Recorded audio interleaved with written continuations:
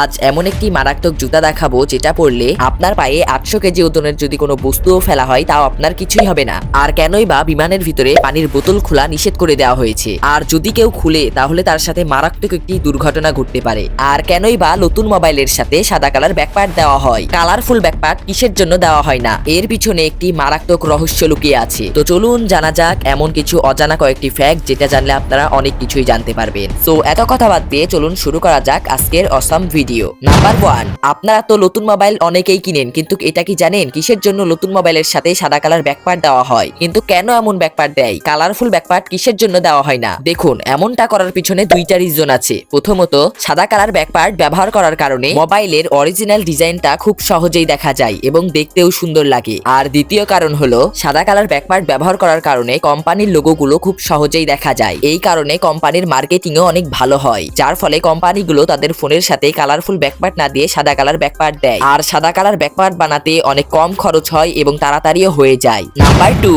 আপনি কি জানেন যারা ওয়ার্ল্ড রেকর্ড করে তাদেরকে ওয়ার্ল্ড রেকর্ড থেকে কত টাকা দেওয়া হয়? আপনারা অনেকেই ভাবেন যারা ওয়ার্ল্ড রেকর্ড করে তাদেরকে কোটি কোটি টাকা দেওয়া হয়, কিন্তু এটা একেবারেই ভুল। কারণ যারা ওয়ার্ল্ড রেকর্ড করে তাদেরকে অফিসিয়ালি কোনো টাকাই দেওয়া হয় না, শুধুমাত্র দেওয়া হয় রেকর্ডের সার্টিফিকেট। আরো জানলে অবাক হবেন, কোনো ব্যক্তির রেকর্ড করতে যত টাকা খরচ হবে ওগুলো তার নিজ দায়িত্বে। এখন তাহলে বলতে পারেন, যদি টাকাই না পাওয়া যায় তাহলে মানুষ কেন এত জানের ঝুঁকি নিয়ে রেকর্ড করতে যায়? হ্যাঁ, টাকা পাওয়া যায় না এটা ঠিক, কিন্তু একজন মানুষ যদি কোনো রেকর্ড করে ফেলে তাহলে তার নাম সারা বিশ্বে ছড়িয়ে যায়। এতে করে তার একটি ব্র্যান্ড ভ্যালু তৈরি হয়ে যায়, যার মাধ্যমে সে টাকা উপার্জন করতে পারে। মূলত তারা এই কারণেই জানের ঝুঁকি নিয়ে ওয়ার্ল্ড রেকর্ড করে। নাম্বার 3, বিমানের ভিতরে বোতল খোলা কিসের জন্য নিষেধ করে দেওয়া হয়েছে? কারণ আপনারা যদি বিমানের ভিতরে পানির বোতল খোলেন তাহলে আপনাদের সাথেও এটা ঘটবে। হ্যাঁ, প্লেনের ভিতরে পানির বোতল খুললে এভাবে পানি ছিটকে যাবে, কিন্তু কেন, এটা হওয়ার কারণ কি? সো এটা হওয়ার মূল কারণ হলো, দেখুন, বিমানে ওঠার আগে আমরা নিচ থেকে পানির বোতল ভরে নিয়ে যাই, আর তখনই বোতলের ভিতরে বাতাসের একটি উচ্চ চাপ সৃষ্টি হয়। তবে বিমানগুলো আকাশে ওড়ার কারণে বিমানের ভিতরে বাতাসের প্রেসার একেবারে লো হয়ে যায়, আর সেই মুহূর্তে বিমানের ভিতরে পানির বোতল যদি খোলা হয় তাহলে বোতলে থাকা বাতাস খুব দ্রুত বের হয়ে আসে, যার ফলে এভাবে ফায়ার করে।